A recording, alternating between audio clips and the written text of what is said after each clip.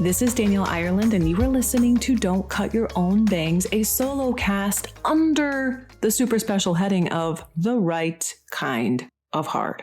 So, what we've been exploring for these last handful of episodes is how do we know in the pursuit of emotional wellness, strong relationships, self-actualization, reducing anxiety, pursuing a goal or a dream, whatever it is, whatever the obstacle is, how do you know the level of hard you're facing? Because making anything you want is challenging. There is stress involved. But how do you know that it's stress and a challenge in the pursuit of the way you want to feel, the life you want to live, the people you want to be sharing your life with, or the wrong kind of hard that means I got to make an about face, got to say goodbye, got to make a switch, got to get a new job. How do you know you're efforting in the right direction? This is what we are talking about in this season of Don't Cut Your Own Bangs.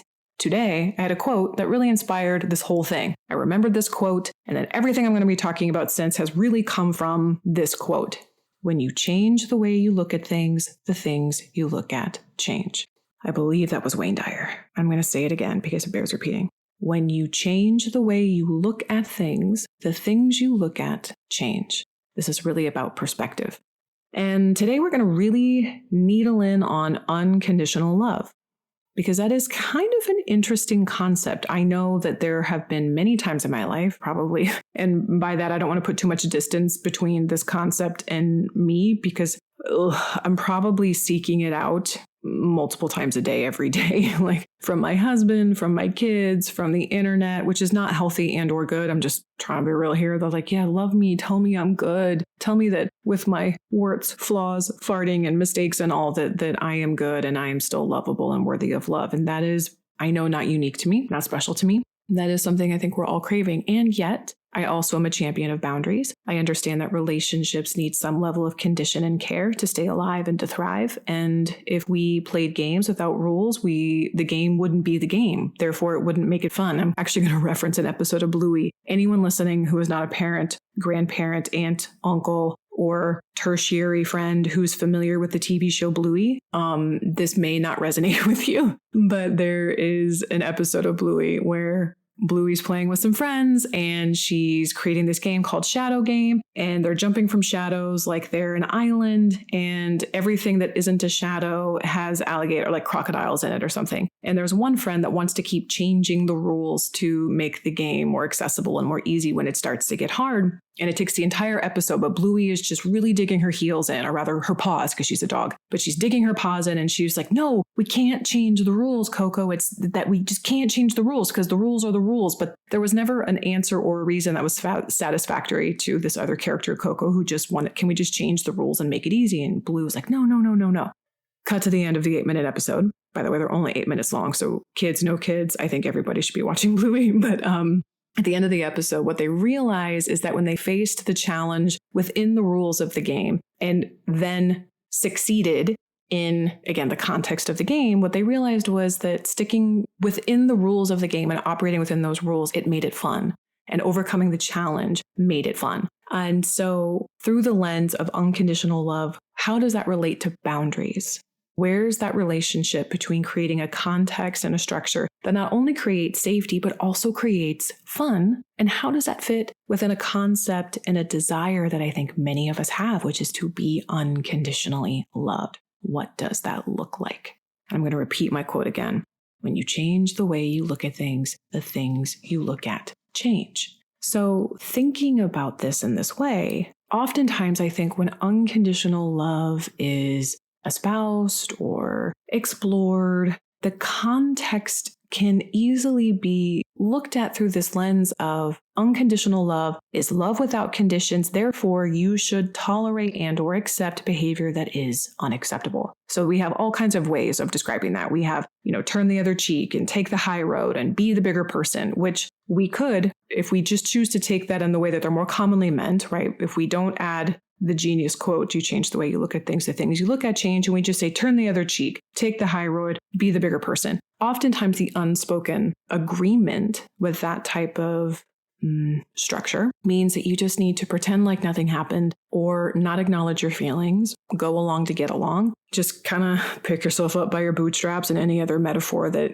is kind of rooted in a toxic, passive ideology that you just have to basically keep putting up with the shit that hurt. And that is not loving. And so how can that fit into a context of unconditional love? If we try to change the way we look at things with regard to those phrases, just as an example, we could also say that turning the other cheek could be trying to look at something from another perspective. Taking the high road may also lead to you taking the road less traveled potentially and away from the person, context, place, situation, relationship that isn't treating you the way you deserve to be treated. Being the bigger person could also mean, I love thinking about this in the context of young children, because I think it's really easy to get hypercritical of other adults. And through my experience of having two small children who are both in diapers, the oldest is working her way out of diapers, the other is knee deep in diapers and will be for some time. It just helps. It adds this layer of humility that I would have thought I had before. But every time I see my kids and my kids challenge me, they cry, whine, argue with me, or poop and spit up on me. What I realize in a way that just takes something I already understood to a deeper level is that it is not personal and it is not about me. That doesn't make it okay. That doesn't mean I have to like it. That doesn't mean I have to accept it. And particularly with regard to my toddler, it doesn't mean there isn't an opportunity or a need for a course correction and creating a structure and creating boundaries or rules, like the Bluey example. The rules make it fun, but also the rules make it safe. Boundaries serve that purpose. But the other thing that I see is like, oh, it was not about me. And it never is about me. So taking the high road can also be taking an elevated, higher perspective that depersonalizes the wrongdoing, the criticism, the attack, the injustice, right? Whatever it is we're talking about. The high road might be simply getting a 30,000 foot view and realizing, oh, this isn't about me and you. This is about you and you. And you're trying to make your problem my problem.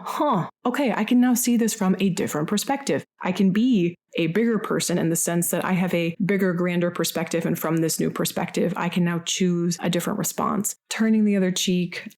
Sometimes I like to think of situations, if I could take it as an external object, right? It's not something that's stuck to me like a stain on my shirt, but if I can kind of remove a problem and imagine it as something separate. And sometimes the thing that helps me visualize this, particularly if I'm talking about it with a therapy client, is imagine you're holding a geode or imagine you're holding a rock. And so you're taking this problem, this obstacle, this whatever you're struggling with, and it's something you can now hold in your hand. When it's now an object you can hold in your hand, that gives you an opportunity to kind of shift it in the light and see the way the light reflects off of it at different angles. And, oh, okay, the underneath looks like this, but when I kind of turn it to this side, it looks like this. And when I kind of angle it this way, it looks like this. And gosh, if I run it underwater, it takes on a whole new shape and character.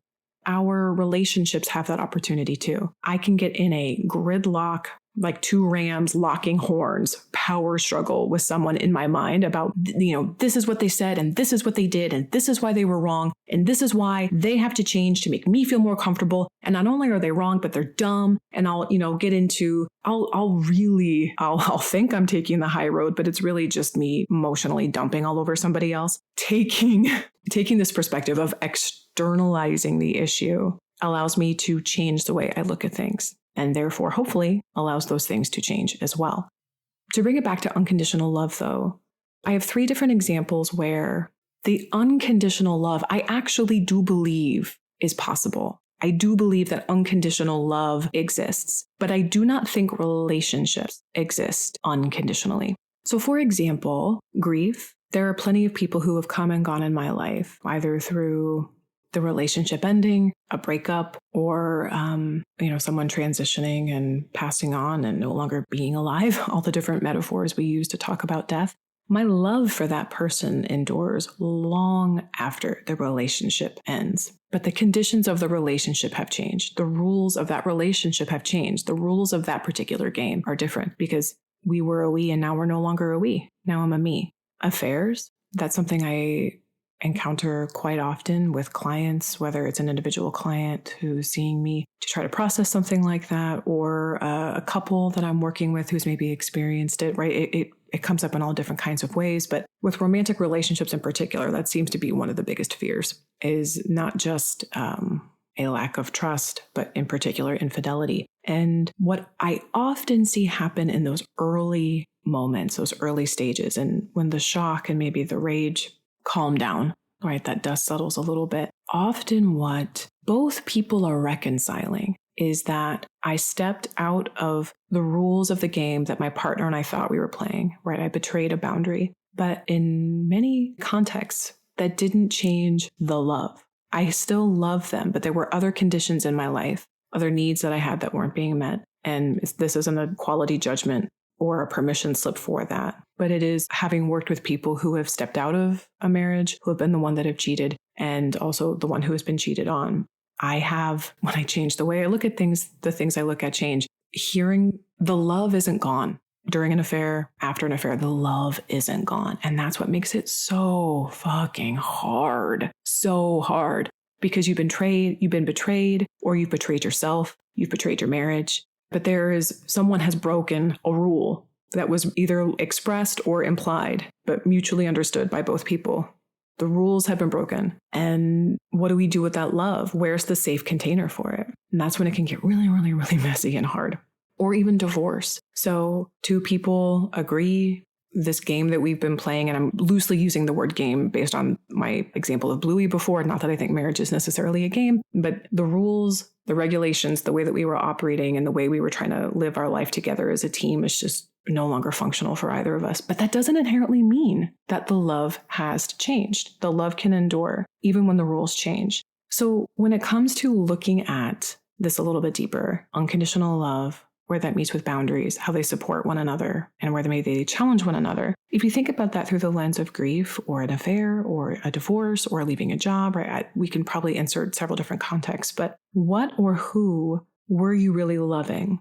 Were you loving who they really were, who they really are, or who you really wanted them to be?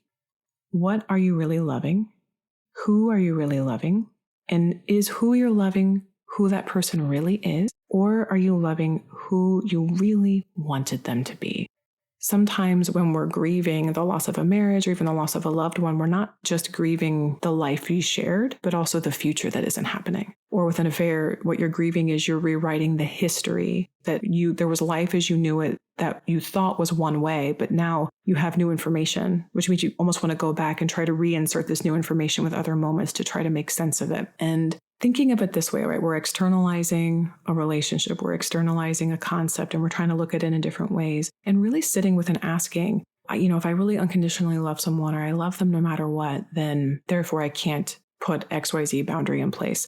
But are you really loving them, or are you really loving who you want them to be or who you wish they were? So I want to leave you with another concept, another metaphor that may help you look at this in a different way. That's maybe a little less heavy-handed than unconditional love and boundaries, right? That topic can get a little heavy. So you can also think of it like a plant. I love thinking and describing relationships like plants because relationships are co-created, just like the sun and the air and the water and the soil co-create the trees and all the plants and the beautiful flowers that are blooming right now. I'm not sure where everybody is living, but here where I am in Indianapolis, Indiana, here in the Midwest, we do benefit from getting all four seasons, and we are experiencing a really lovely spring. It's like a rainy, sunny. There was like this gorgeous rainbow recently. I got my daughter out of bed actually because it was about, around 8 o'clock.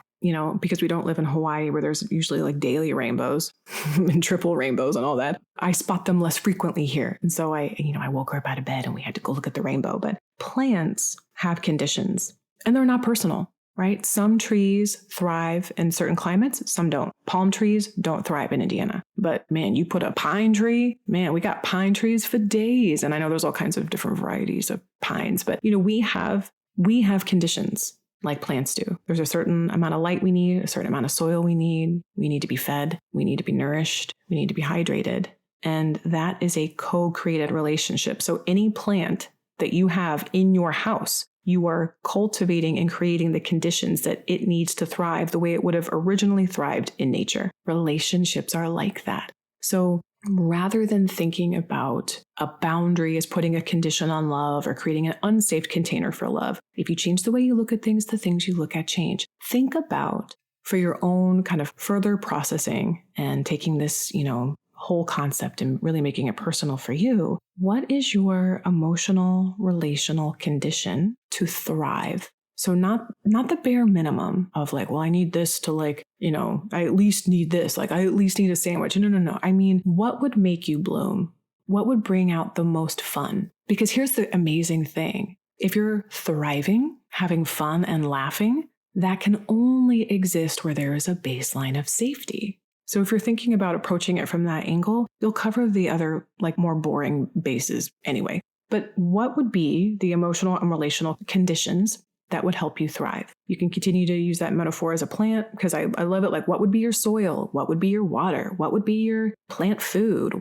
Can make that metaphor as specific or as general as you'd like, or abandon it altogether and just maybe play around with this concept in a conversation with a friend. But I invite you to think about the conditions that help you thrive as another way of looking at creating healthy boundaries. Because relationships, the most loving relationships, if we change the vernacular a little, I want the most loving relationship that allows me to be the best expression of myself and by extension brings out the best in the people around me. And to do that authentically, that has some conditions. So for me to be the most unconditionally loving to myself, I may have to create conditions in other places and other relationships and areas of my life. And and that's all good.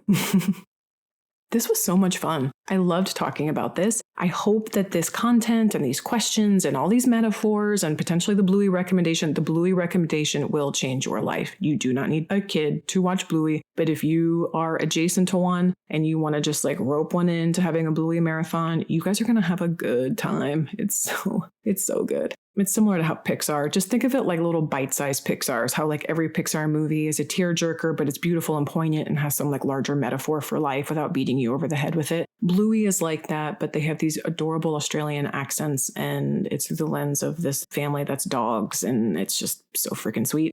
So yeah, I guess that's the big takeaway is watch Bluey. If you listen to nothing else, just watch Bluey. This was a blast. I love this topic so much, and we're going to continue to explore the right kind of hard until I run out of things to say about it. And then we'll probably take a break and then we'll have another season. But for the time being, we're going to keep chipping away at the right kind of hard.